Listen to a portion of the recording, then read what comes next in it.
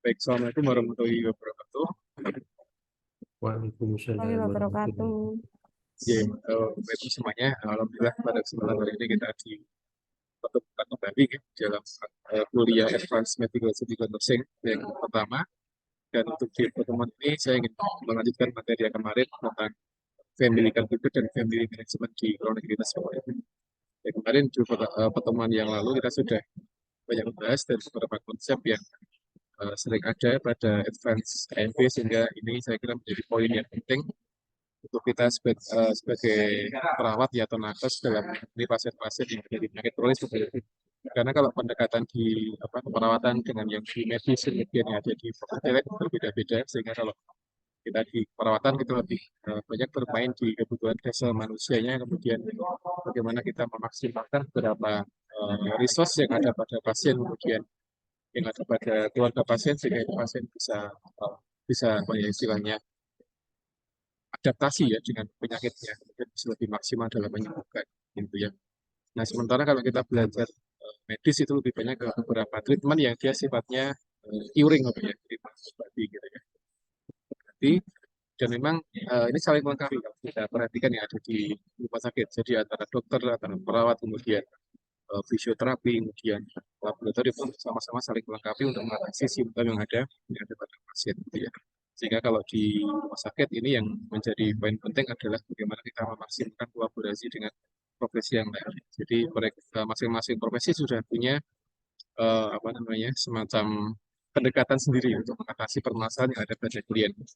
Ya ada yang caring ya, ada yang dia sifatnya caring yaitu perawat, kemudian ada yang banyak ke curingnya karena dari profesi dokter dan sebagainya. Kemudian dari aspek rehabilitasi itu dari teman-teman fisioterapi itu mereka juga sudah punya approach yang untuk mengatasi permasalahan yang ada pada si klien tadi gitu ya. Baik, untuk hari ini saya akan melanjutkan untuk eh, konsep di family management atau family caregiver pada penyakit kronis semuanya ya. Di pertemuan kemarin sudah saya sampaikan tentang self management. Jadi bagaimana kita memaksimalkan kemampuan pasien untuk bisa memanajemen diri ketika pasien dia sakit gitu ya.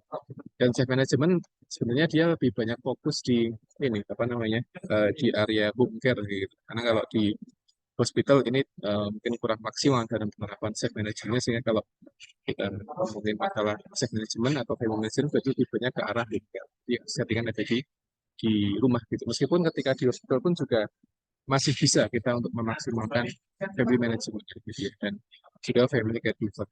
Karena dua aspek ini sepertinya di hospital juga sering menjadi perhatian para teman-teman perawat gitu ya. Kadang ada pasien yang dia apa namanya tidak ditungguin oleh keluarganya, kadang juga nggak mesti ditungguin, tapi kadang tidak selalu on time, selalu on set. Jadi ketika dibutuhkan dia entah kemana dan pergi, sehingga itu kita susah untuk koordinasi dengan keluarga pasiennya. Tapi di sini ketika kita belajar tentang family caregiver atau family management, harapannya bisa lebih memaksimalkan ya peran dari keluarga ketika mengetahui atau ketika merawat pasien atau anggota keluarga yang dia sedang sakit kronis.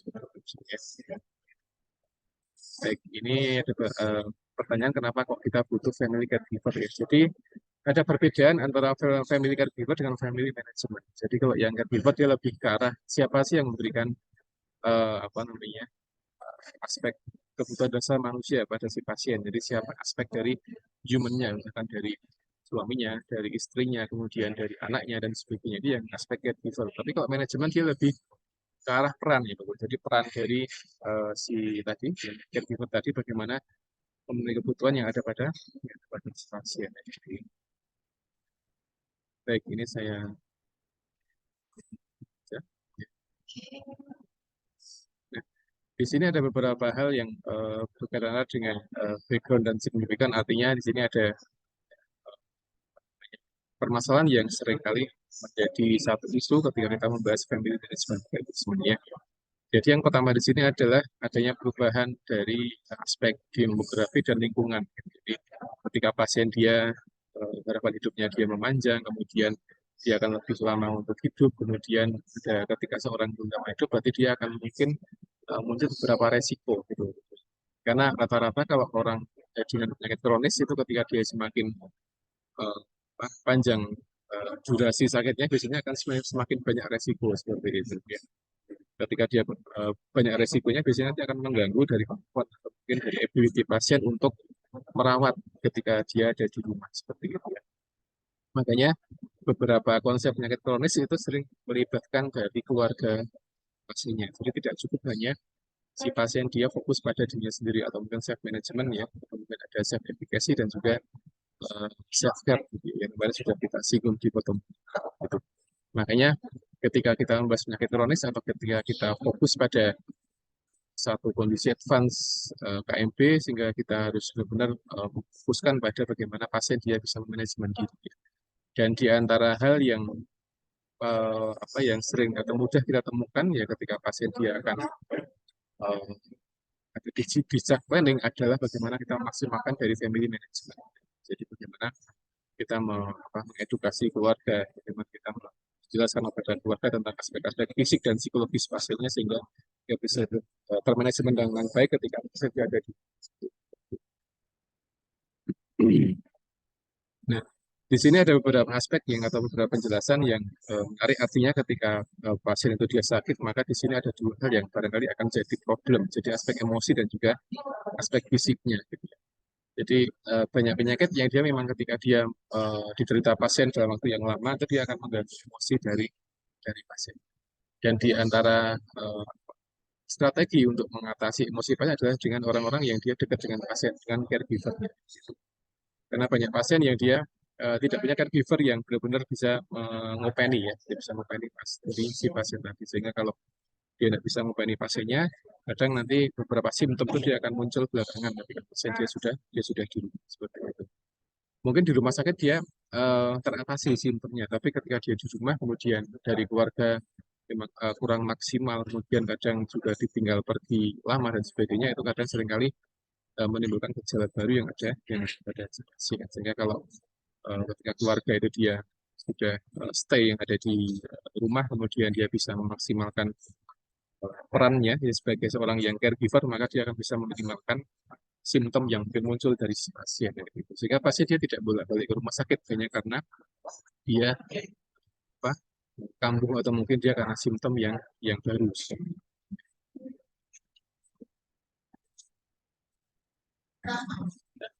Kemudian di sini disampaikan bahwa many people living with chronic illness could not live independently without family care. Jadi pasien-pasien yang dia dengan penyakit kronis itu dia pada dasarnya tidak bisa hidup sendiri kecuali tanpa bantuan dari caregiver.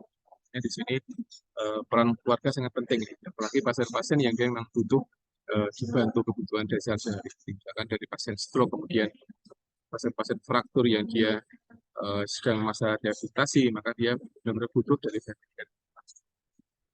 Nah, kebutuhan pasien tadi memang banyak sekali, jadi kebutuhan kan kebutuhan minum, kemudian kebutuhan bergerak itu juga bagian dari kebutuhan pasien ya. Kalau pasien dia pulang dari rumah sakit, kemudian dia sedang masa penyembuhan dari aspek gangguan muskuloskeletalnya, maka di rumah juga harus ada orang yang membantu bagaimana melatih gerak dari si pasien tadi. Nah, ini yang terpenting adalah family caregiver-nya, gitu.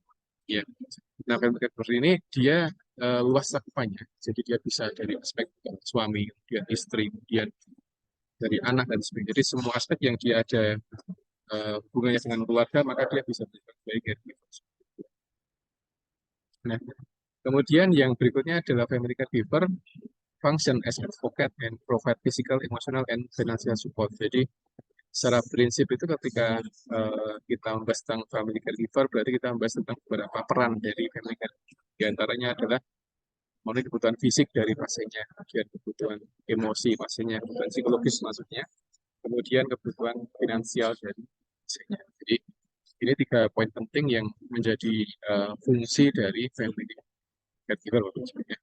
Karena memang tidak bisa kita pungkiri, artinya kalau ketika pasien itu di rumah, kemudian dia apa namanya ada yang ngopeni di rumah, itu nanti nggak jauh-jauh dari 3 hal ini. Jadi misalkan dari aspek kebutuhan fisiknya, kemudian dari aspek kebutuhan emosinya, dan juga kebutuhan finansialnya. Ya, makanya kadang family caregiver dia juga harus berjuang bekerja di luar ketika yang sehat ada suaminya, sementara suaminya tidak bisa bekerja lagi. Kadang caregivernya dia harus nyambi-nyambi kerja, misalkan kerja setengah hari atau kadang dia kerja full pagi sampai sore sehingga apa, apa dari suaminya dia di rumah sendirian, kemudian kadang dia mengalami kerepotan dalam hal memenuhi kebutuhan sehari-hari seperti itu. Nah, ini juga sudah banyak terjadi di beberapa tempat di sekitar kami. Jadi ada orang yang sakit ya, suaminya sakit, kemudian dia pulang ke rumah, dan di rumah itu anak-anaknya dia sudah jauh-jauh semua, jadi pada kerja di luar kota, di luar provinsi seperti itu.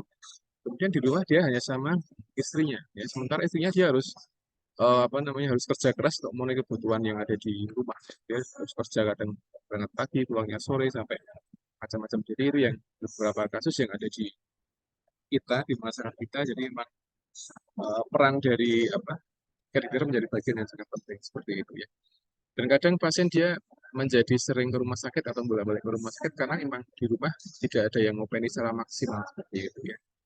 Jadi kebutuhan fisiknya dia kurang, kebutuhan dari emosinya sehingga pasien dia tidak bisa maksimal dalam melaksanakan self managementnya seperti itu. Ya.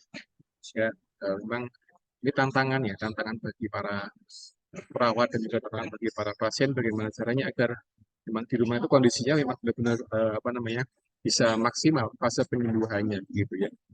Tapi ketika apa namanya ketika pasien dia pulang ke rumah kemudian di rumah benar-benar ada orang yang dia standby di rumah 24 jam gitu ya. Itu kadang pasien pun menjadi lebih nyaman karena kebutuhan-kebutuhan setelah dia pasca sakit itu dia terpenuhi dari fisiknya, kemudian dari emosinya dan juga dari finansial. Ya, ini yang terpenting juga. Kemudian yang juga penting adalah bagaimana caranya agar tiga kebutuhan ini menjadi perhatian dari caregivernya. Gitu.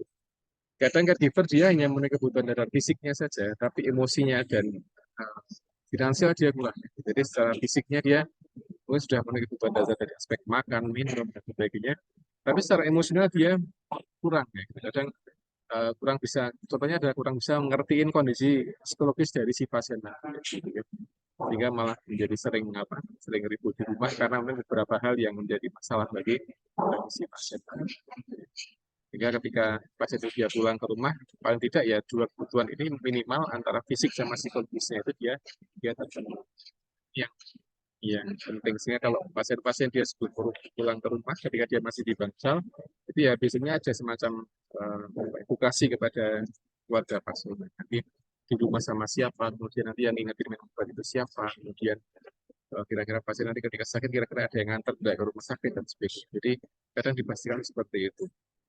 Karena kalau kadang pasien di rumah tidak ada independen ya akan jadi repot ya ketika pasien dia kambuh kemudian dia ada beberapa keluhan-keluhan yang memang butuh untuk didampingi pasiennya akan jadi satu permasalahan. Kemudian yang ketiga adalah feminist influence, passion, psikologi, dan sebagainya. Jadi pada dasarnya keluarga dia juga punya peran sangat penting untuk menjaga kestabilan emosi atau psikologis dari pasien. Ya. Karena banyak dari beberapa penyakit yang dia memang muncul ketika pasien dia tidak stabil psikologis. Jadi eh, beberapa pasien-pasien yang ada di luka atau luka itu biasanya ketika si pasien itu dia stabil emosinya ya, dia tidak gampang marah, dia punya karakter yang santai seperti biasanya nanti uh, lukanya dia akan menjadi lebih ini lebih bagus dan kadang menjadi lebih cepat nutup lukanya seperti itu. Tapi ketika pasien-pasien yang dia memang karakternya memang apa namanya lebih sensitif kemudian kadang dia orang-orang yang dia agak sedikit mudah marah dan sebagainya itu kadang kondisi lukanya menjadi sedikit berbeda dari mereka yang lebih punya karakter yang santai seperti itu ya. Ini beberapa apa namanya beberapa observasi seperti itu. Jadi kalau pasien itu dia punya karakter yang tenang, kemudian tidak apa temperamental, kemudian dia santai dan sebagainya itu, dia malah kondisi dari lukanya dia menjadi bagus. Tapi ketika orang itu dia tidak stabil emosinya, dia macam-macam itu, biasanya nanti akan ini apa namanya akan muncul beberapa problem yang dari lukanya gitu ya. Sehingga memang edukasi apa namanya edukasi tentang psikologis ini penting, apalagi mereka yang ada di rumah ya, caregivernya, maka penting untuk menjaga kestabilan psikologis bagi si pasien tadi. Ya, ini baru dilihat dari aspek apa namanya wound care atau bukan. Ini belum dari penyakit-penyakit lain, itu yang kadang menjadi banyak permasalahan. Kemudian yang kedua adalah adoption of behavior that influence recovery. Jadi ini apa namanya, pasien juga bisa adaptasi perilaku ya ketika di rumah yang mempengaruhi kesembuhan atau recovery dari penyakitnya. Gitu. Jadi ini yang memang peran dari keluarga ya di antaranya adalah itu, bagaimana pasien dia bisa adaptasi ketika di rumah sehingga itu akan mempercepat penyembuhannya atau pemulihannya. Nah ini kalau dengan pasien-pasien yang stroke kemudian dia pulang ke rumah ya memang keluarga harus telaten ngajari pasien berjalan atau apa motoriknya harus diaktifkan lagi seperti itu. Ya. Kalau si pasien dia di rumah tidak banyak aktivitas fisik sementara dia butuh satu apa ya adaptasi dari kondisi setelah dia sakit ya memang ini hanya akan menghambat penyembuhan dari pasien sehingga ini butuh apa peran dari caregiver-nya. Jadi mengembalikan kondisi seperti semula. Meskipun sebagian kasus stroke itu ya pasien kadang susah untuk bisa kembali normal lagi. Biasanya ada gejala sisa yang ada gitu ya. Beberapa tetangga kami yang dia sudah sembuh stroke dia ada gejala sisa. Jadi eh, ototnya dia tidak bisa kembali seperti semula lagi. Biasanya ada kelemahan di bagian di sebelah dari fisik pasiennya. Yang tadinya mungkin ototnya dia bisa sampai 10 powernya, tapi ketika dia setelah stroke biasanya maksimal hanya 7 atau mungkin 8 sehingga itu kadang pasien mengalami semacam apa ya tidak pede ketika dia ada di masyarakat, ketika dia kerja bakti, ketika dia macam kemarin pasien tidak pede karena dia ada kelemahan di sebagian organ fisiknya, gitu ya. Nah di sini yang menjadi peran untuk mengembalikan semangat pasien adalah dari keluarganya. Jadi caregiver memang apa namanya tidak kita ragukan perannya cukup besar untuk kesembuhan pasien ya, gitu. Jadi banyak dari pasien-pasien yang dia belum sembuh dan tidak kembali ke hospital lagi, tidak bolak-balik ke rumah sakit karena memang di rumah benar-benar diopeni ya. Gitu. Tapi ketika di rumah pasien tidak benar-benar diopeni yang kadang menjadi satu problem ketika dia ada di rumah. Jadi uh, pengobatannya, kemudian dari latihan motoriknya dan macam-macam yang sering dialami oleh sebagian pasien seperti itu ya. Nah, pasien-pasien yang dia di rumah sudah punya anak, tapi anaknya dia kadang di luar kota, di luar pulau atau di luar negeri, kadang itu jadi masalah juga, Pak. Masalah juga. Jadi ketika dia sakit, kadang tidak banyak yang bisa dilakukan, kecuali memang dia hanya bisa di rumah untuk apa dengan aktivitas yang minimal, ya, sehingga itu bisa menghambat apa recovery dari si pasien tadi. Makanya di sini ketika pasien dia sudah didiagnosa penyakit kronis, ya harapannya di rumah ada caregiver yang bisa memberikan satu support ya kepada pasien. Support fisiknya, support dari emosinya, dan support dari aspek finansial. Nah, kemudian yang keempat adalah functioning dan juga adherence to treatment. Nah, ini juga penting. Jadi yang kemarin sudah kita bahas di pertemuan kedua tentang medication adherence itu juga ternyata optimalisasinya juga dimaksimalkan oleh dari keluarga. Jika keluarga tidak punya peran yang bagus nanti kadang pasien juga menjadi malas untuk minum obat. Nah, ketika malas obat biasanya nanti akan muncul banyak gejala-gejala yang baru, gejala-gejala yang itu bisa mengganggu atau bisa menghambat recovery dari pasiennya.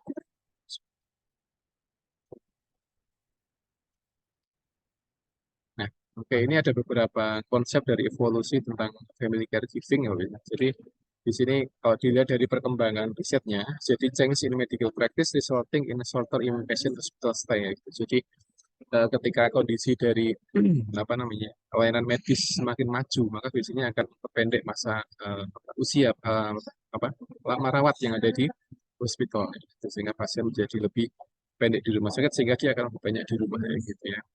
Karena di hospital rata-rata dia menyembuhkan simptom yang memang paling dikeluhkan oleh pasien yang seperti itu. Kadang pasien dia pulang ke rumah dalam keadaan kadang masih punya gejala tertentu, tapi dia masih bisa toleransi. Sehingga di rumah dia yang menghilangkan tadi gejalanya adalah dari peran dari caregiver-nya. Jadi di hospital kadang dia sudah dapat terapi-terapi yang sudah pada simptom secara masif gitu ya. Tapi kadang pasien ketika pulang dia ini apa namanya sudah berkurang banyak keluhannya ya. Belum hilang semua tapi kadang sudah berkurang banyak sehingga ketika dia sudah apa namanya sudah masih punya simptom tapi dia pasien masih dia toleransi biasanya kadang pasien minta pulang. Dan ketika pasien di rumah ini yang melanjutkan rawatannya adalah dari caregiver-nya. Yang kadang kalau di hospital sering kita tanya, Bu atau Pak nanti yang kalau di rumah yang rawat siapa? Itu yang kadang jadi pertanyaan. Ya, ada anak saya atau suami saya atau apa itu kadang itu yang sering apa namanya, ditanyakan oleh para perawat ketika pasien akan pulang ke rumah. Karena kalau nggak ada yang merawat di rumah ya nanti akan kesulitan pasien gitu ya. Itu yang sudah banyak dikeluhkan oleh para apa, pasien ketika dia akan pulang.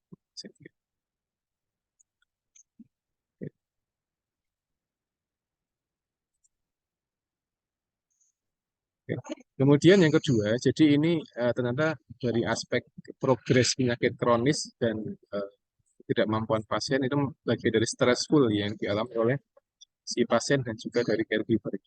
Jadi contoh mudahnya seperti ini. Jadi ketika pasien itu dia mengalami penyakit kronis, sementara di lain sisi itu si pasien dia apa namanya, progresnya itu agak kurang bagus, biasanya nanti yang menjadi yang stres adalah dari pasien dan juga dari caregiver.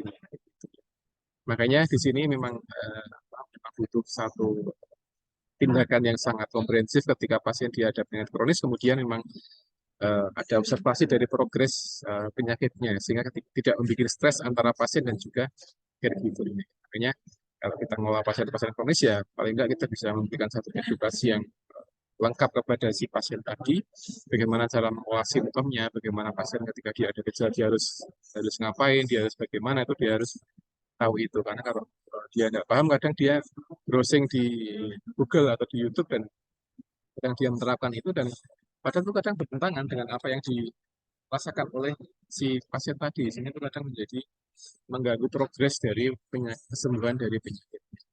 Ketika progresnya dia terhambat, biasanya nanti akan ada jadi pemicu stres bagi pasien atau mungkin dari caregiver.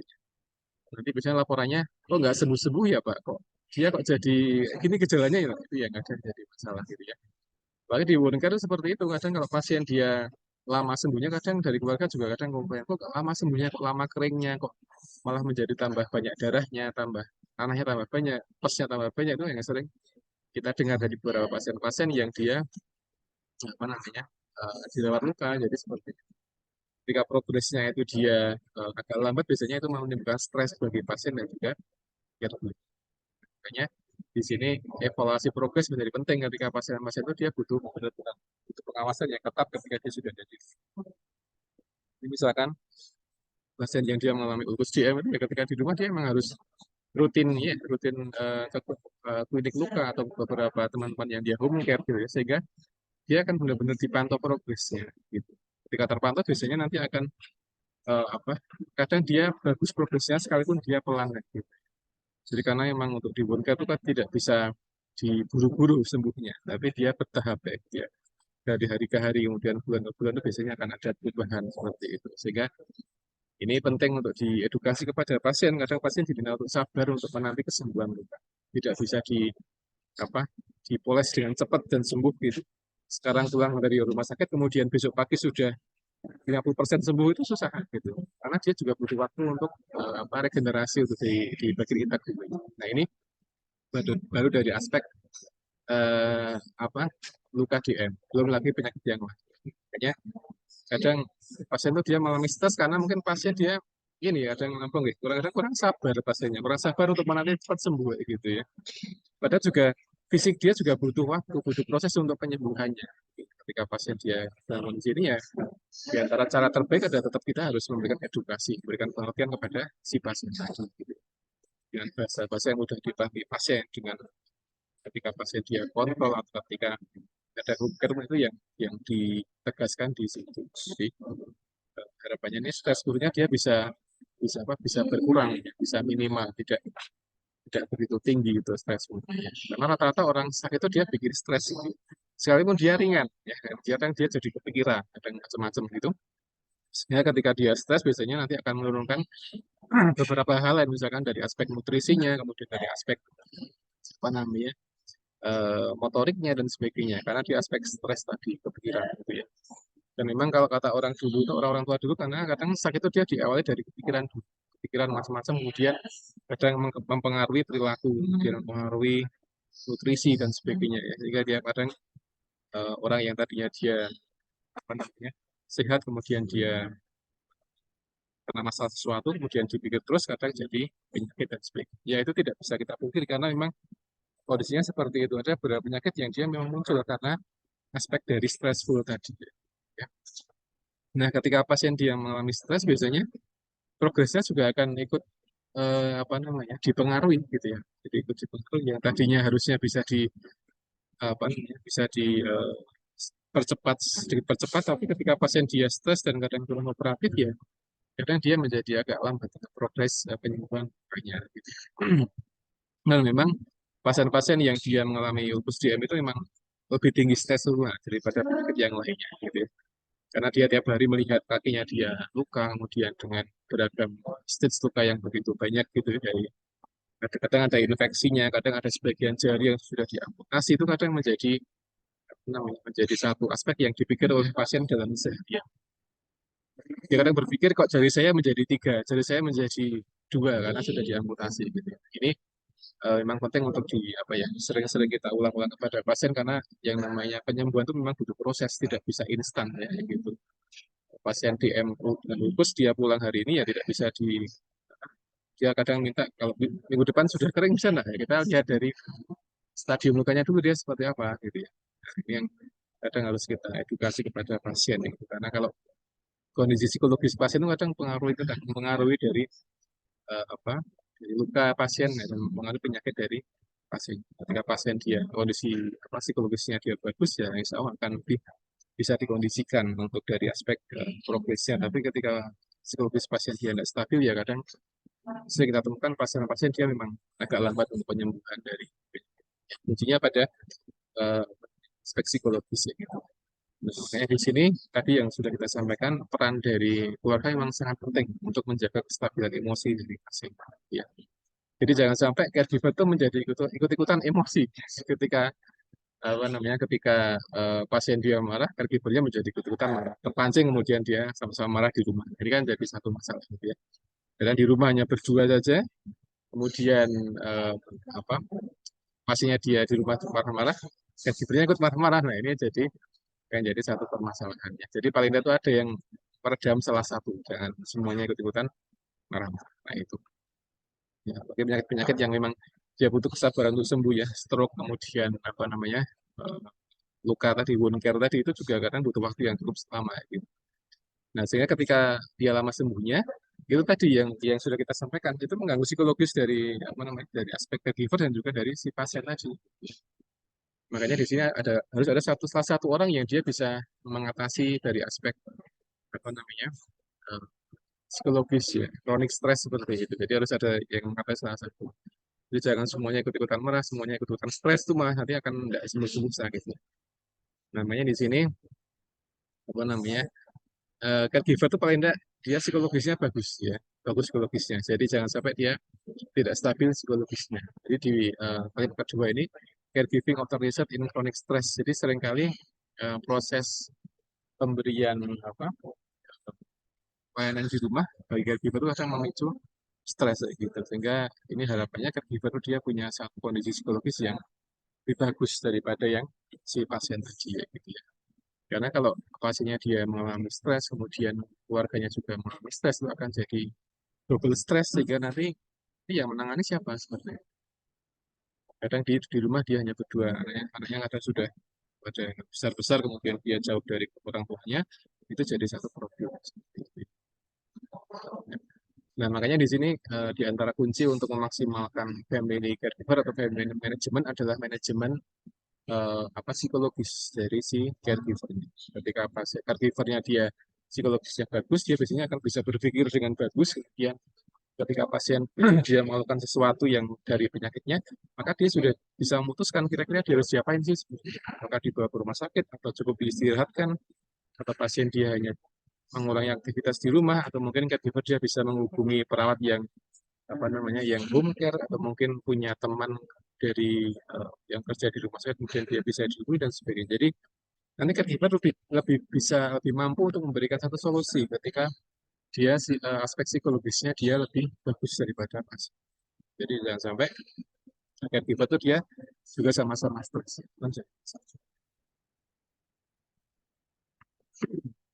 Kemudian yang ketiga adalah ini caregiving can also be beneficial enabling caregiver to feel good about themselves. Jadi ketika caregiver itu dia bisa menjadi menguntungkan bagi si caregiver karena dia bisa Dia merasakan dia punya peran kepada pasiennya, kepada orang yang ada di rumah.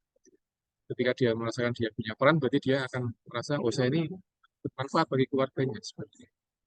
Sehingga kadang sebagian caregiver dia belajar learn new skill, jadi dia belajar skill baru ketika dia di rumah. Misalkan skill untuk mengganti dressing atau skill untuk dilatih room ya pastinya di rumah. Kemudian dia bisa menguatkan apa namanya hubungan keluarga yang ada di rumah seperti itu ya. Kadang di beberapa tempat itu kadang suami istri itu ketika sebelum ada salah satu yang di rumah sakit gitu, kadang dia hubungannya ya kadang tidak begitu dekat. Tapi ketika mungkin istrinya dia di rumah sakit, kemudian suaminya dia nunggu di sana, kemudian 24 jam dia di sana, kemudian itu mah bisa mengembalikan kedekatan dari di suami dan istri tadi seperti itu ya. Jadi dia bisa mengembalikan kedekatan antara suami istri. Kemudian yang kedua adalah dia bisa belajar skill baru ketika dia sudah di rumah. Seperti itu ya. Dari yang saya sampaikan bisa belajar skill dari mengganti dressing atau perban. Kemudian yang kedua adalah bisa melatih room pada pasien dan sebagainya. Gitu ya. Kadang kalau kita perhatikan di teman-teman mahasiswa yang praktek itu dia kadang ketika mengajarkan beberapa tindakan perawatan misalkan room atau mungkin manajemen nyeri itu kadang dipraktekkan oleh keluarganya. Kadang keluarga juga bertanya ini bagaimana cara prakteknya, kemudian nanti ketika di rumah dia seperti apa penerapannya itu kadang disampaikan oleh si mahasiswa tadi ya, ya bisa menjadi bahan pembelajar bagi para caregiver tadi. Kemudian yang berikutnya ini adalah family caregiver are responsible for physical, emotional, and often support and sebagainya. Jadi saya sampaikan. Jadi memang ada 3 poin penting ya bagi caregiver. Jadi dia tanggung jawab dari aspek fisik pasiennya, kemudian emosinya, dan juga dari aspek dari financial supportnya. Jadi beberapa caregiver memang dia harus berjuang untuk bekerja. Padahal dulu sebelumnya mungkin sebelum dari suaminya sakit dia mungkin di rumah saja, tapi ketika suaminya sakit di rumah kemudian dia harus memenuhi kebutuhan dasar sehari cuma ya dia memang harus kadang bekerja part time dan sebagainya. Sehingga beberapa keluarga seperti itu, ada yang suaminya di rumah sakit kemudian istrinya kadang dia nyambi kerja di mana di pabrik atau di mana sehingga nanti dia sore pulang atau kadang siang ketika besok dia pulang tengok suaminya dan sebagainya. Itu yang sering ada di masyarakat gitu. Nah, di samping itu ketika seorang itu dia sakit kronis ya ini kalimat kedua disampaikan bahwa chronic illness affect the lives of family member on physical and psychological, social level, and often implies in shift increasing in. Jadi ketika seorang itu dia sakit kronis biasanya nanti akan mengaruhi dari aspek fisik dari keluarganya, kemudian aspek psikologisnya dan sebagainya. Makanya ketika seorang itu didiagnosa penyakit kronis ya nanti akan banyak efek yang bisa dirasakan oleh atau diterima oleh dari keluarganya, baik aspek fisik atau psikologis atau mungkin dari sosial levelnya. Jadi kadang dia berkurang interaksinya dengan orang lain dan sebagainya ketika dia sakit kronis itu kan sebagainya. Nah, kemudian yang berikutnya ini siapakah family caregiver? Jadi ini definisinya adalah seseorang yang dia punya tanggung jawab untuk memberikan satu kebutuhan dasar si pasien nah, gitu dalam harian, daily need, jadi kebutuhan dasar harian. Jadi ini disebut sebagai caregiver. Dan caregiver kadang tidak tidak identik dengan pasangan dari pasien, tapi juga dari anak atau mungkin dari saudaranya yang dia masih punya hubungan keluargaan dengan pasien. Tidak mesti harus dalam satu lingkup keluarga kecil, tapi bisa dari adiknya atau mungkin pamannya dan dari dari beberapa orang yang dia masih ada hubungan kekerabatan dengan si pasien tadi. Dia disebut sebagai caregiver. Nah, ketika pasien dia tidak tidak atau mungkin ketika seorang caregiver dia tidak bisa memenuhi kebutuhan dasar harinya, berarti ya dia kurang maksimal untuk sebagai caregiver. Karena yang bilang caregiver itu dia orang yang bisa memenuhi kebutuhan dasar dalam harian. Harian ketika pasien dia sudah ada di rumah gitu ya. Jadi kalau cuma hanya sehari 2 hari ya dia nanti kurang maksimal dalam pemberian pelayanan orang tanya. Kemudian di sini ada satu statement, jadi family caregiver is unpaid family member. Jadi dia adalah anggota keluarga yang tidak dibayar. Jadi dia kadang ya memang karena namanya keluarga ya, jadi tidak semua aktivitas itu dia harus ada diberikan satu mohon maaf gaji atau apa, ya, karena tidak semuanya seperti itu karena namanya keluarga. Jadi ketika ke keluarganya kita memang harus benar-benar secara ikhlas gitu ya untuk merawat dari keluarga. Tidak mengharap dapat satu apa bonus uang atau tidak, tapi memang itu yang harus dilakukan oleh seorang caregiver. Jadi dia memberikan atau dia merawat keluarganya ya bukan karena dia ingin menerima imbalan uang, tapi memang dia sudah kewajiban dia untuk merawat anggota keluarga ketika dia sakit seperti itu ya. Nah, caregiver ini pada dasarnya dia apa namanya bisa merawat dari pasangnya atau anaknya atau mungkin orang lain yang dia memang sedang kondisi kondisi sakit seperti itu ya. Dan dia bisa apa namanya bisa dalam konteks temannya ketika pasien memang dia tidak ada orang atau tidak ada family yang dia bisa merawat dari si pasien atau mungkin tetangganya. Jadi kadang dalam kondisi tertentu itu dia yang merawat adalah dari apa namanya, tetangganya atau mungkin dari temannya. Karena ketika tidak ada orang di keluarganya yang bisa memberikan perawatan yang sesuai seperti itu. Jadi, teman kemudian tetangga punya satu peran yang penting untuk memaksimalkan apa namanya recovery ya pasien ketika dia di situ. Jadi di sini ada mandi, kemudian mengganti pakaian, kemudian medikasi, ini kadang semuanya bisa diberikan. Ya, gitu. Ada tube feeding, kemudian ventilator care. Nah ini beberapa atau dua tindakan terakhir ini kadang memang butuh diedukasi betul ketika pasien di rumah gitu. Jadi memang yang bisa maksimal hanyalah memang dari keluarganya. Jika pasien kadang butuh tube feeding ya, makanan lewat apa namanya lewat selang NGT gitu. Kemudian ada ventilator care. Nah ini memang yang terbaik adalah dari keluarganya, bukan tetangga atau mungkin teman. Karena apa ya beda ya. Kadang pasien merasakan beda ketika dirawat oleh keluarga sendiri sama orang yang dia bukan keluarga. Ya lebih nyaman diberikan perawatan dari keluarga. Nah, ini yang paling penting. Nah, di sini ada beberapa tipe atau peran dari apa namanya caregiver ya. Jadi ada beberapa tipe. Yang pertama adalah caregiving activities atau mungkin konsepnya dia diukur dari seberapa banyak tugas yang diberikan atau mungkin pekerjaan yang dilakukan dalam setiap hari seperti itu ya. Jadi pasien dia apa, bisa terpenuhi kebutuhan dasar hariannya ketika memang caregivernya dia benar-benar care dengan si pasien tadi gitu ya. Kemudian yang kedua adalah jumlah dari tindakan yang diberikan kepada keluarganya. Jadi seberapa banyak dia yang diberikan kepada tindakan-tindakan perawatan yang itu diberikan kepada keluarga. Misalkan dari room, kemudian dari tadi tube feeding, kemudian kalau pasien di rumah masih pakai oksigen juga itu juga menjadi perhatian bagi caregiver-nya gitu ya. Yang ketiga adalah bagaimana seberapa sering ya pasien caregiver itu dia memberikan satu layanan yang dia benar-benar maksimal kepada pasien. Kemudian yang keempat adalah seberapa banyak waktunya, berapa lama durasinya. Jadi misalkan 1 hari 3 kali, berarti kadang setiap kesempatan dia diberikan setelah berapa jam, berapa menit kepada si pasien tadi. Jadi ini beberapa tipe dan jumlah apa namanya caregiving-nya atau mungkin aktivitas yang sifatnya layanan kepada pasien ketika dia jadi ya dilihat dari seberapa sering waktunya, dan frekuensinya berapa, kemudian tindakannya apa saja yang jadi apa namanya jadi peran kita.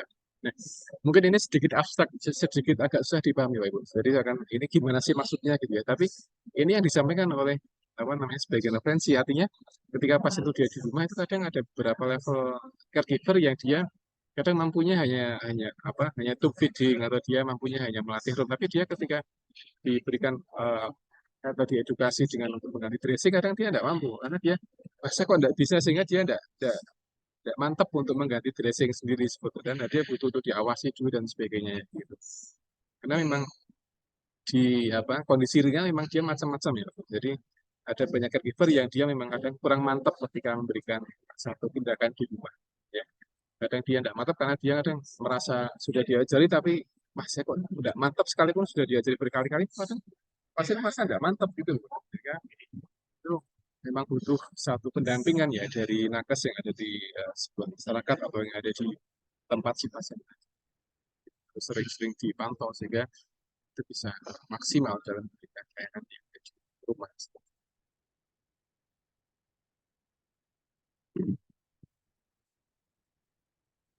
Kemudian yang berikutnya adalah ini ya tadi ya, sama dengan yang sebelumnya. Jadi peran dari caregiver ya.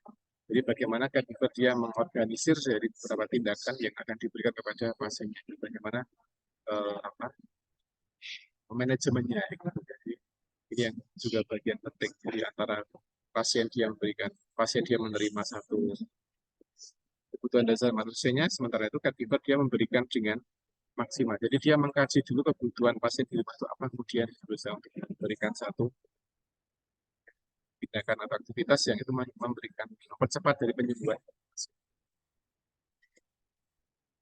Memang ini butuh ketelatenan dari caregivernya ya. Ketika pasien dia emang pulang sakit stroke, kemudian dia di rumah dia butuh latihan motorik ya, berarti memang dia harus benar-benar dilatih secara ini konsisten untuk memaksimalkan atau mengembalikan fungsi dari motorik pasiennya. Nah, kalau pasien-pasien yang dia pulang dari rumah sakit karena stroke, kayak kalau nggak dilatih untuk bergerak ya akan susah atau akan sedikit lama untuk kembali seperti sebelumnya. Nah, di sini memang caregiver punya peran yang sangat sangat penting ya ketika pasien dia ada di. Nah, di sini ada beberapa kondisi yang sering membuat caregiver dia merasa khawatir ketika dia sudah di gitu ya. Nah, yang pertama adalah learning new skill membutuhkan satu manajemen medical condition. Jadi, ketika pasien itu dia atau ketika caregiver itu dia belajar hal yang baru, misalkan tadi saya sampaikan malah luka atau mungkin melatih room pasiennya, kadang dia khawatir di sana. Jadi kadang caregiver dia kadang tadi ya tidak pede dengan apa yang sudah diterima yang ada di rumah sakit. Kadang di rumah sakit sudah diajari ketika ganti luka, ganti apa namanya perban itu yang pertamanya apa, keduanya apa, ketiganya apa dan sebagainya. Kemudian nanti ketika pasien akan pulang biasanya nanti ditanya, ibu di rumah kira-kira bisa bisa mengganti perban bapak yang sudah seperti ini, yang macam-macam ya. Ini kadang pasien khawatir ini bisa enggak ya gitu karena di hospital kan pasien belum belum apa ya belum ada kesempatan untuk mencoba gitu. Tapi ketika di rumah itu kadang dia memang harus berani mencoba ke arah sana. Jadi memang apa harus ada yang memantau ya seberapa bagus skill yang dipelajari oleh si pasien. Jadi meskipun tidak semua caregiver juga seperti itu, tapi sebagiannya kadang kondisinya ya dia sudah disampaikan, sudah diedukasi dengan edukasi yang sudah cukup komplit dengan cara yang bagus, kadang pasien masih belum mantap untuk melakukan satu perawatan luka yang kadang butuh untuk home care, gitu, dipantau secara rutin. Kemudian yang kedua adalah modifying environment, jadi beberapa kondisi lingkungan yang berbeda seringkali membuat caregiver dia merasa khawatir atau kebingungan bagaimana cara mengatasi dari simptom pasiennya. Gitu ya. Kadang pasien-pasien yang tertentu yang dia kadang karena perubahan kondisi lingkungan seringkali menimbulkan simptom yang baru. Ini ketika ada simptom yang baru seringkali caregiver dia kebingungan bagaimana cara mengatasinya. Nah, ini yang butuh untuk disampaikan kepada pasien dan keluarganya ketika sebelum dia pulang sakit. Kemudian yang ketiga ada perubahan peran dan juga fungsi di keluarga. Jadi sudah saya singgung, jadi ketika caregiver dia semuanya mungkin dia tidak kerja, dia hanya di rumah saja mungkin ya. Kemudian yang kerja adalah suaminya, ketika suaminya dia sakit itu istrinya kadang harus berubah perannya, dia harus keluar rumah untuk bekerja dan sebagainya yang kadang dikhawatirkan. Ya. Ini juga bagian concern yang kadang menjadi satu problem ya bagi sebagian keluarga ketika ada perubahan peran yang atau fungsi yang ada di sebuah keluarga.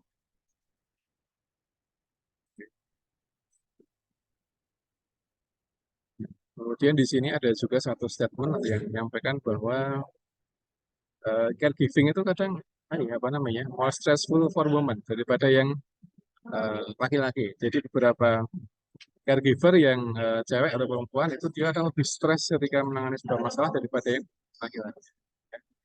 Nah ini yang kadang perlu untuk dimanajemen dengan baik ketika si pasien itu dia adalah suaminya gitu ya, suaminya sakit di rumah, kemudian caregivernya adalah istrinya, dan anaknya cewek itu kadang stressfulnya dia lebih tinggi stressfulnya. Jadi eh, apa namanya stres itu lebih mudah menjadi perasa, menjadi apa sensitif gitu ya kalau bahasa di tempat kita. Jadi sensitif kadang menjadi lebih tidak stabil emosinya seperti itu ya. Ini beberapa riset kayak gitu.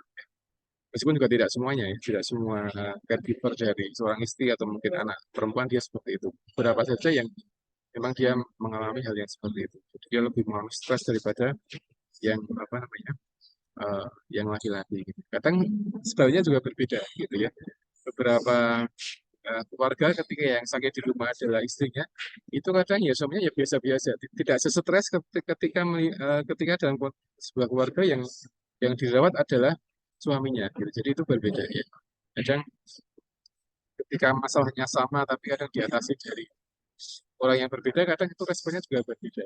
Sebagai tempat seperti itu. Sehingga memang di sini kuncinya adalah manajemen stresnya. Ya. Jadi kadang bukan dari aspek jenis kelamin, tapi memang dari aspek manajemen stres. Nah, jadi sebagian laki-laki kadang juga terlalu sensitif ya, sehingga kadang terlalu bahasanya sekarang ada terlalu baper dengan kondisi sehingga jadi respon yang berlebihan sehingga menjadi kondisi istrinya menjadi kurang terawat dengan baik dan sebagainya. Nah, itu yang menjadi perhatian atau negatif outcome-nya gitu, ketika ada di kondisi settingan di rumah. Gitu. Ya, kunci untuk mengatasi ini adalah dengan manajemen stres. Nah, eh, menghilangkan stres kadang butuh untuk mencari informasi dari beberapa media atau mungkin dari beberapa tenaga kesehatan ketika pasien dia konsul ke rumah sakit gitu ya. Kadang pasien stres itu karena memang dia tidak tahu harus berbuat apa, baik itu bagi laki-laki atau perempuan ketika dia sebagai caregiver gitu ya. Jadi ketika pasien dia pulang ke rumah, tapi dia ketika di rumah dia muncul gejala baru yang belum pernah dirasakan pasien sebelumnya. Nah, sebab ini kadang menjadi sumber stres ya bagi caregivernya gitu ya. Jadi kadang dia bingung harus ngapain gitu, apakah harus di rumah saja atau dibawa ke rumah sakit atau mungkin apa itu ya. Dan harus ditekankan betul ketika di rumah. Makanya ketika pasien dia baru pulang dari rumah sakit harusnya dia punya koneksi yang bagus dengan rumah sakit tadi. Ada satu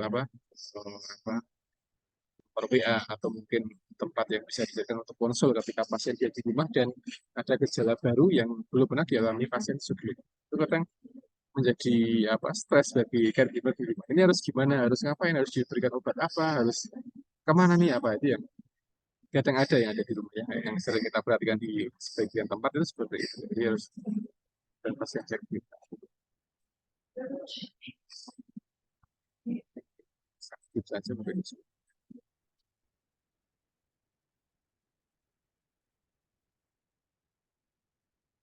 Ya.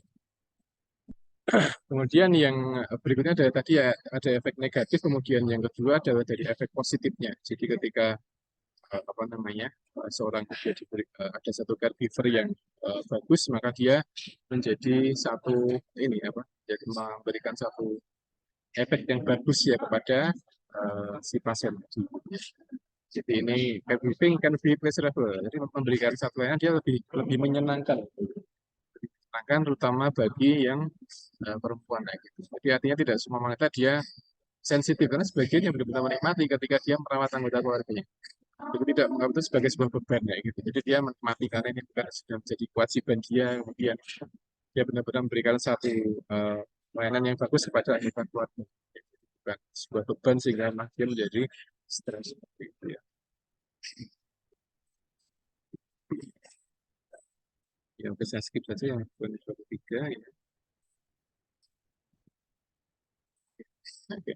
Yang berikutnya adalah caregiver report. Jadi beberapa caregiver dia menyampaikan ya ketika dia memberikan satu caregiving kepada pasien, itu dia merasakan dia merasa dia punya manfaat ya kepada si pasien tadi. Jadi seperti itu.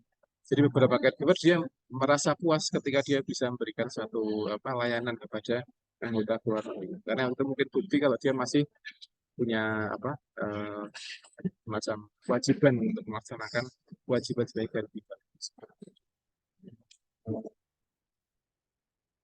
Artinya ketika seorang itu dia mampu memberikan satu kebutuhan dasar pasiennya, baik itu aspek fisik atau aspek dari emosi pasien ya, atau mungkin dari aspek finansial, dia merasa puas kayak gitu. Kadang seorang itu ketika dia berbuat baik, kadang ada rasa kepuasan tersendiri. Apalagi dia berbuat baik pada keluarganya sendiri yang ada di situ. Makanya itu menjadi poin yang sangat penting bagi caregiver bahwa jangan menganggap caregiver menjadi sebuah beban ketika dia di rumah, tapi harus disetting menjadi bagian dari ibadah mungkin seperti itu. Maka ketika dia disetting ibadah ya dia akan lebih merasa tidak terbebani ketika dia ada di rumah dan dia memberikan satu perawatan atau mungkin sehari-hari bagi pasien. Kadang neneknya kakeknya itu seperti itu ya. Kadang sebagian caregiver dia harus ngupeni kakeknya, neneknya 24 jam non-stop kayak gitu dari aspek makan, toileting, kemudian macam-macam itu masih seperti itu. Karena kadang pasien itu ketika dia di rumah, sementara dia sudah lansia, kemudian dia berbeda usia, itu kadang level ketergantungannya menjadi semakin tinggi. Sehingga ketika semakin tinggi tergantungannya, berarti nanti akan semakin caregiver-nya juga akan semakin ekstra dalam memberikan satu kebutuhan dasar manusia yang dibutuhkan oleh si pasien.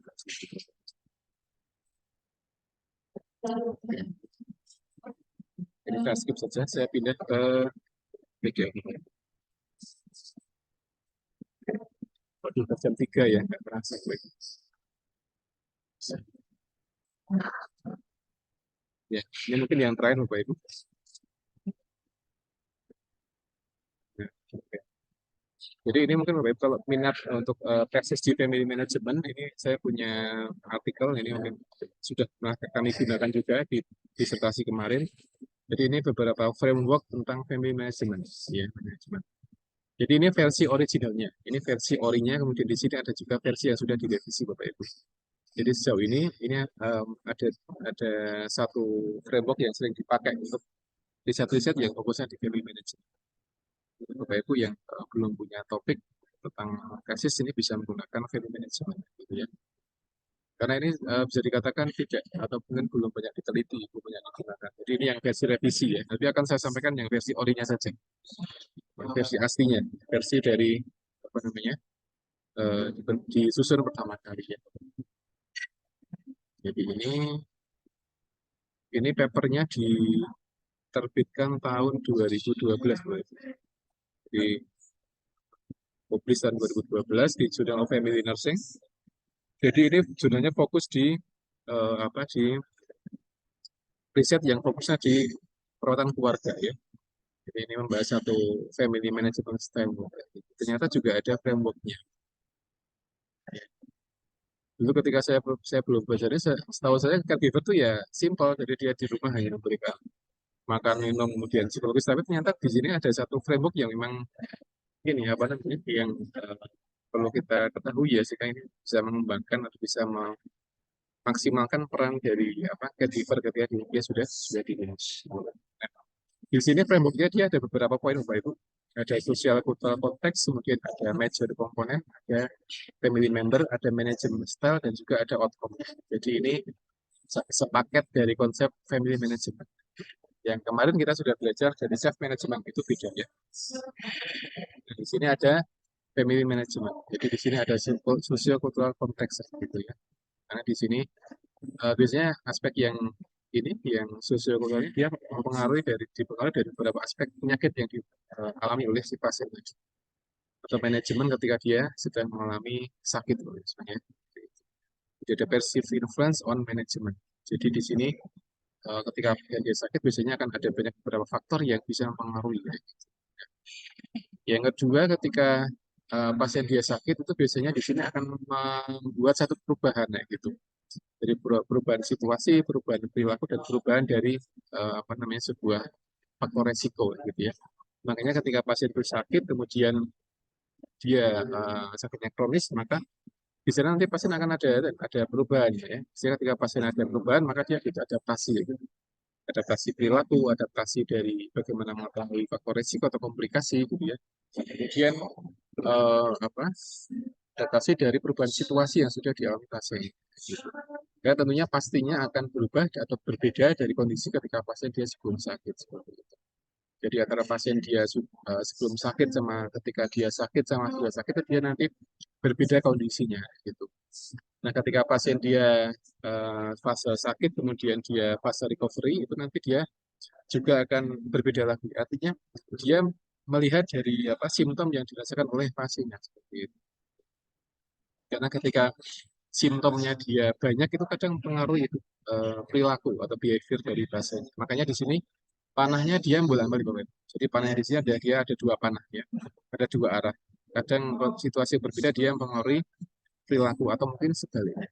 Jadi perilaku pasien dia kadang mempengaruhi kondisi yang ada di aspek sakit tidaknya pasien tadi.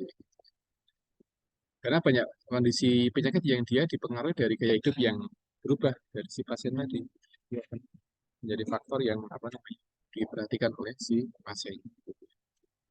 Yang ketiga adalah persif konsekuen, artinya ini pasien dia memahami dari apa namanya resiko yang mungkin akan pasien alami ketika pasien dia sakit tertentu. Nah ini tiga hal ini menjadi major komponen dalam family management. Jadi ada perubahan situasi, kemudian manajemen perilaku, ya, kemudian adalah faktor resiko. Nah ini ketiganya saling mempengaruhi ya. Kadang ketika pasien dia paham resikonya, kadang dia berubah perilakunya, kemudian dia berubah apa persepsi dia atau situasi dia seperti itu. Nah, tiga hal ini nanti berpengaruh terhadap anggota keluarga. Jadi ketika pasien dia sakit, secara umum itu nanti akan berpengaruh terhadap anaknya, pada istrinya, pada suaminya, pada sibling dan sebagainya, atau saudara dan sebagainya. Jadi ini apa komponen dari family member. Nah, dari sini kita bisa memecah ketika kita ingin penelitian fokusnya pada anak, nanti kita bisa melihat apa namanya respon anak gitu. Jadi misalkan analisis faktor yang terjadi pada anak yang orang tuanya dia sakit tertentu, gitu. Nanti akan kita lihat gimana sih respon anak ketika melihat orang tuanya atau partnernya dia sakit tertentu. Ini kadang dia berbeda-beda. Makanya tadi sudah disampaikan di awal bahwa ketika pasien sakit maka di sana ada banyak ini perubahan atau mungkin apa ya kondisi yang berbeda ya di tengah-tengah keluarga, baik itu anaknya, istrinya, mungkin dan lain sebagainya. Kadang ada perubahan peran kayak gitu, yang tadinya mungkin tidak bekerja dia harus jadi bekerja dan sebagainya gitu ya. Ketika anak dia kerjanya di luar kota, orang tuanya sakit, dia kadang harus bolak-balik pulang ke rumah untuk merawat orang tuanya. Jadi ini yang seringkali menjadi perubahan pada family member. Nah, yang keempat, ketika di sini ada satu perubahan pola, ya, pola perawatan kepada anggota keluarga yang sakit ini, dia nanti akan apa namanya, akan membentuk sebuah family management style lagi. Gitu. Nah, bisa jadi nanti di apa namanya, di masing-masing keluarga dia stylenya beda-beda, Pak. Jadi beda-beda. Ya. Nanti beda-bedanya nanti bisa ada dua jenis, misalkan dia lebih banyak ke individual functioning, yang kedua dia lebih ke arah family unit functioning gitu. Jadi di individual dia nanti akan lebih banyak fokus pada aspek pasiennya, memaksimalkan peran dari pasien. Jadi mengembalikan fungsi atau mungkin apa namanya kemampuan pasien dalam dia aktivitas sehari. Yang kedua adalah family unitnya. Jadi dia lebih memaksimalkan peran dari anggota keluarga. Jadi ini outcome yang sering diamati ketika kita riset di family management. Jadi yang kita amati adalah outcome dari pasiennya ya, mungkin recovery pasien dia semakin cepat atau mungkin yang lain sebagainya.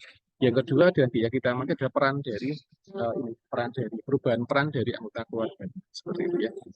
Jadi ini framework yang orinya seperti itu. Jadi ternyata kalau kita ngomongin masalah manajemen ini ada lima komponen yang harus kita bahas. Jadi yang pertama adalah sosial kultural konteks, ini ketika pasien dia ada di konteks sakit kemudian dia di masyarakat, ini akan mempengaruhi kondisi tiga hal, kondisi major komponen. Jadi misalnya dari situasinya, kemudian perilaku, kemudian persif konsekuen atau mungkin bahasa mudahnya ke faktor resiko sebetulnya. Ya. Ketika ini apa namanya ada terjadi, biasanya nanti akan berpengaruh terhadap anggota keluarga. Jadi bisa mempengaruhi anak saja, kadang orang tua pada sibling dan sebagainya. Gitu. Nanti ketika sudah ada pengaruh ke sana, biasanya nanti akan ada muncul stylenya seperti apa. Makanya di sini ada beberapa keluarga yang dia stylenya berbeda-beda ketika ada anggota keluarga yang sakit seperti itu. Kadang sakitnya sama, tapi dari setiap keluarga dia barangkali beda-beda style cara merawat, cara memberikan perawatan kepada si orang yang sakit tadi. Dan nanti outcome-nya adalah hanya ada dua. Jadi nanti pada outcome pasiennya, yang kedua outcome pada keluarganya. Gitu ya. Jadi ini yang sudah di konsep oleh si penulis ini, artinya ketika kita mempelajari public management berarti kita tidak jauh-jauh dari lima komponen. Jadi ada social kultural, ada major komponen, kemudian family member ya, ini yang terpenting di situ ya, karena apa family member ya bagian dari family management gitu. kemudian dari manajemen style dan outcome. Dan di sini tidak ada self management karena semuanya fokus pada keluarga. Keluarga ya tadi anak, kemudian ibu, kemudian ayah, kemudian dari sibling atau beberapa orang yang dia masih ada kaitannya dengan keluarga pasien. Kemudian ada family style-nya, ada outcome. Jadi itu Bapak Ibu semuanya tentang family management ya. Semoga tidak menambah kebingungan kita ya gitu. Karena memang konsep-konsep perawatan seperti itu. Jadi kadang ada yang dibahas dari aspek self managementnya, kadang ada yang dibahas dari aspek apa namanya keluarganya sendiri ya gitu. Kadang digabungan antara self and family management ini akan lebih kompleks lagi ya, semuanya. Beberapa penelitian dia memang lebih senang ketika mengamati anggota keluarganya, responnya ketika ada yang sakit dia senang mengamati itu ya. Ada yang memang fokusnya pada self management ya. Karena memang semuanya itu porosnya satu. Jadi bagaimana mengatasi atau meminimalkan simptom dari pasiennya, entah dengan self management, entah dengan family management, dari semuanya dia punya satu apa tujuan yang sama. Jadi kalau tadi yang kita dari pertemuan pertama yang sudah kita bahas tentang konsep chronic illness, kemudian yang kedua medication adherence, kemudian uncertainty, kemudian self management dan yang sekarang ini beradanya dia titik ini ya, titik temunya satu. Kadang dia bagaimana meminimalkan simptom pada pasien gitu. Ketika pasien dia minim simptomnya, kemudian dia bisa recovery, dia bisa mengembalikan fungsi tubuhnya menjadi lebih maksimal. Meskipun kadang sebagian pasien dia simptomnya masih ada, tapi dia masih bisa toleransi. Misalkan nyeri pos operasi atau dia fraktur, kadang ketika pulang dari rumah sakit dia masih ada simptomnya. Ya, cuman dia masih bisa ditoleransi oleh si pasien gitu ya. Sehingga itu kadang pasien diperbolehkan pulang dan nanti yang di rumah yang melanjutkan perawatan. Jadi kadang nakes di hospital dia mengajari dari keluarga pasien yang akan pulang diajari bagaimana berlatih rom, kemudian kadang dari belasan motorik lain, kemudian dan sebagainya. Bapak Ibu. Jadi itu yang mungkin dapat saya sampaikan Bapak Ibu tentang konsep family caregiver dan family management. Jadi tadi caregiver adalah berkaitan dengan person yang memberikan perawatan di rumah gitu ya. Jadi bisa aspek dari keluarga sendiri atau mungkin dari kalau nggak ada mungkin dari teman dan juga apa namanya tetangga gitu. Tapi dalam kondisi tertentu itu yang terbaik adalah dari anggota keluarga sendiri itu caregivernya gitu ya. Kemudian caregiver dia punya tiga peran penting. Itu perannya adalah ketika kebutuhan fisik pasiennya, kebutuhan psikologis pasien dan kebutuhan dari finansial dari pasiennya. Tapi di antara yang terpenting di sini adalah kebutuhan fisik dan kebutuhan psikologis dari pasien. Karena itu kunci dari kesembuhan pasien. Ketika pasien dia stabil psikologisnya dan fisiknya teratasi, maka dia akan lebih mudah untuk sembuh. Gitu ya. Tapi ketika dia bermasalah dari aspek apa namanya psikologisnya atau mungkin aspek fisiknya, ya kadang itu juga menyebabkan gejala-gejala yang mungkin baru bagi si pasien dan gejala-gejala yang belum pernah dirasakan sebelumnya. Kemudian kalau kita mau manajemen berarti di sini ada 5 poin Bapak Ibu yang kita pahami ya. Ada sosial kultural, ada major komponen, ada family, ada management style, dan juga ada outcome. Jadi nanti ketika ada sebuah penelitian, dia fokusnya manajemen atau family management, berarti nanti yang dia observasi adalah kurang lebih dari aspek ini. Kadang dari aspek orang outcome-nya, kadang dari style-nya, kadang dari respon dari anggota keluarganya, kadang diobservasi dari aspek 3 poin ini dari perubahan situasi, kemudian perilaku, kemudian dari versi perspektif mungkin manajemen dari faktor risiko dan komunikasi. Jadi ini versi orinya seperti ini, versi aslinya seperti ini. Kemudian kalau yang versi revisinya, karena model itu kadang ini Bapak Ibu, kadang sebuah model itu dia berkembang ya, berkembang karena penelitian, berkembang karena evaluasi sehingga kadang ada model yang dia berubah komponennya, ada yang dia tidak berubah komponennya. Jadi eh, apa namanya ini dinamika dari sebuah teori atau model itu ya seperti itu. Kadang ada yang tetap, kadang ada yang tidak berubah dan sebagainya ya. Mungkin seperti itu ya.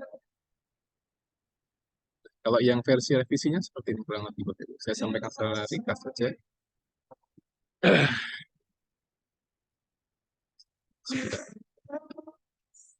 Nah, seperti itu Bapak Ibu. Ya. Jadi ini ada perbedaan dari aspek family-nya atau mungkin dia ada beberapa penggabungan dari dua aspek tadi. Kalau tadi kan ada 5 ya, ada sosial kultural, ada major, ada family, ada ini ya, ini sama kurang lebih. Tapi di sini ada penggabungan antara sosial kultural dengan major komponen, jadi dijadikan satu seperti itu. Ya, nah, seperti ini. Kemudian dari aspek family ini eh, pasien dia dimasukkan. Kalau yang orinya kan dia tidak masukkan dari pasiennya, tapi di sini versi yang revisinya itu person with condition. Jadi orang yang dengan kondisi sakit seperti itu. Jadi dia dilibatkan gitu. Ini versi yang revisi atau versi revised family management.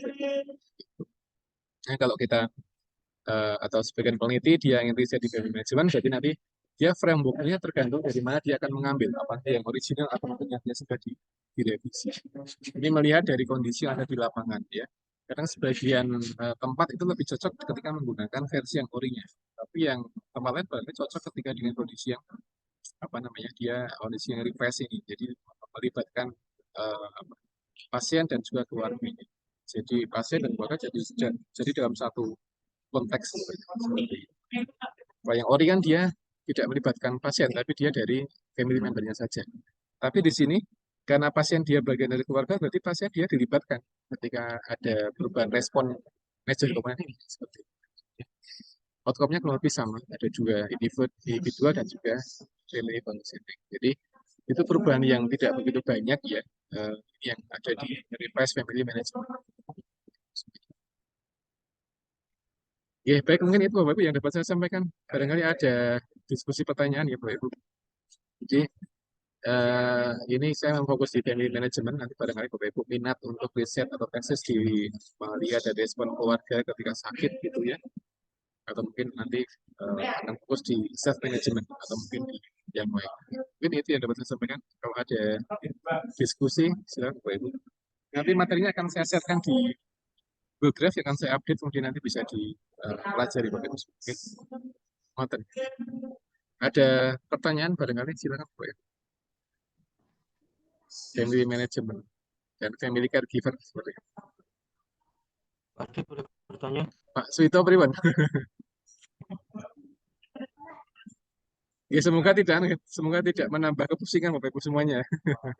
Karena ini bagian dari model yang ada di keperawatan dan ada banyak sekali model dan di antaranya model family management. Bagaimana keluarga itu dioptimalkan perannya ketika di rumah ketika dia melakukan yang sakit gitu ya. Seperti itu Bapak Ibu. Oke, Ngoten. Pak Fajar mungkin Pak ada Adi boleh pertanyaan bertanya? barangkali. Pak Adi, Yes, suara saya. agak terputus-putus Pak Fajar. Tapi enggak apa-apa, silakan kalau mau ada yang ingin disampaikan. Tadi Bapak menjelaskan terkait dengan peran caregiver. Ini pertanyaannya, gimana apabila caregiver itu terhadap pasien yang menderita penyakit kronik, dilihat dari aspek psikologisnya, itu terkait dengan perubahan peran pasiennya, terkait peran fungsi dan misalnya sebagai kepala keluarga atau yang lain, bahkan sampai proses perjalanan penyakitnya, itu menyebabkan pasien tersebut aspek psikologisnya sangat terganggu.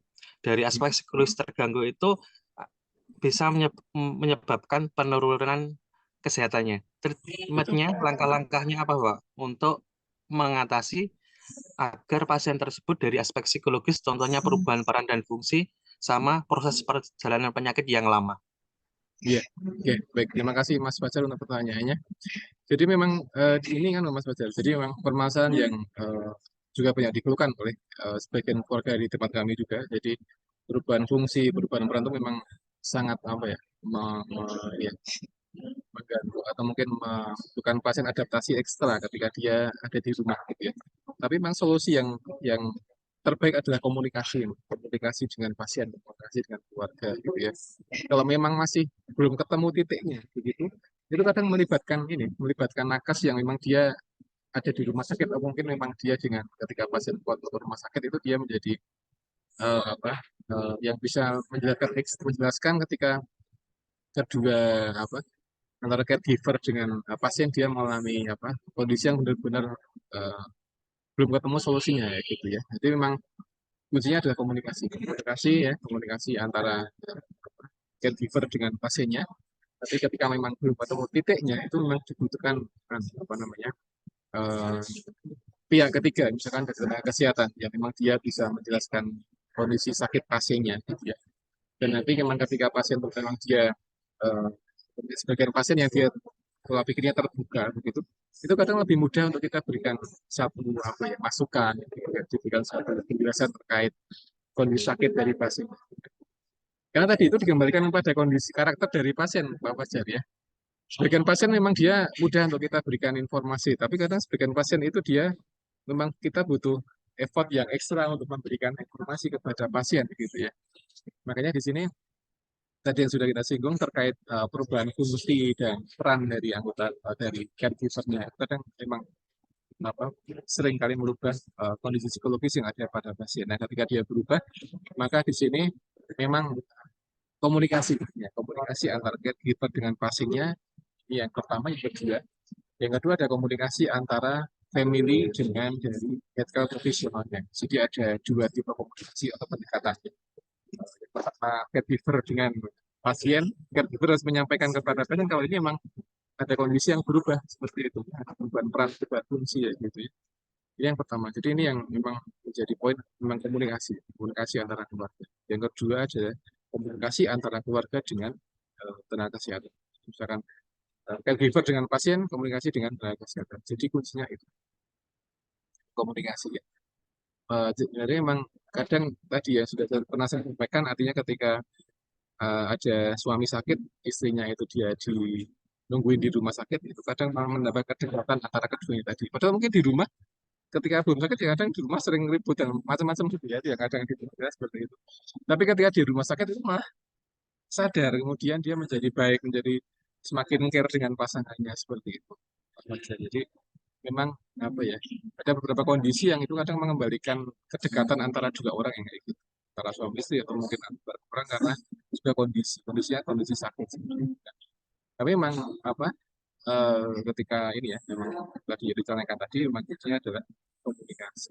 Komunikasi yang seperti apa? Komunikasi yang intensif. Jadi tidak tidak asal komunikasi, tapi memang komunikasi yang intensif gitu ya. Yang benar-benar fokus pada mencari sebuah solusi. Jadi itu memang fungsi komunikasi. Jadi mencari solusi dan cari apa titik temu problemnya di mana, mencari solusi dan sebagainya. Ketika sudah apa ketemu titiknya, solusinya nanti tinggal ada komitmen untuk bagaimana adaptasi bersama-sama antara caregiver dengan pasien. Karena memang ketika di rumah ada perubahan fungsi, perubahan peran, kemudian salah satu mungkin ada yang kurang bisa adaptasi dengan baik, itu kadang menimbulkan konflik baru atau berkaitan yang menimbulkan stressful, kemudian nanti lagi kondisi pasien bisa menurun dan sebagainya kan bagus. Tadi ya, porosnya satu Pak Fajar, komunikasi itu aja, komunikasi antara keluarga dengan pasien yang utama, yang kedua komunikasi keluarga dengan apa tenaga kesehatan itu kuncinya. Gitu Pak Fajar, ini kurang lebih jawabannya emang di komunikasi kuncinya.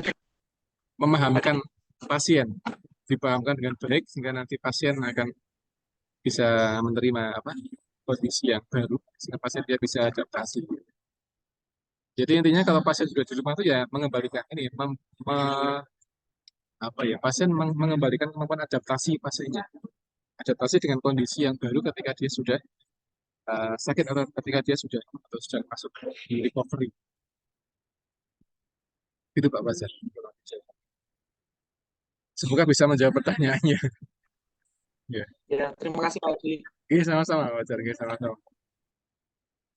Jadi kalau saya sering sering nggak lancar ya Mas Fajar sinyalnya ya.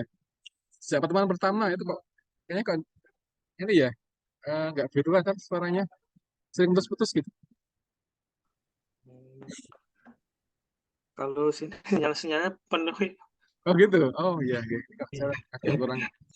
Iya, nggak apa-apa. Tapi saya sudah bisa menangkap mungkin semoga saya benar menangkap pertanyaannya. Intinya di komunikasi gitu ya.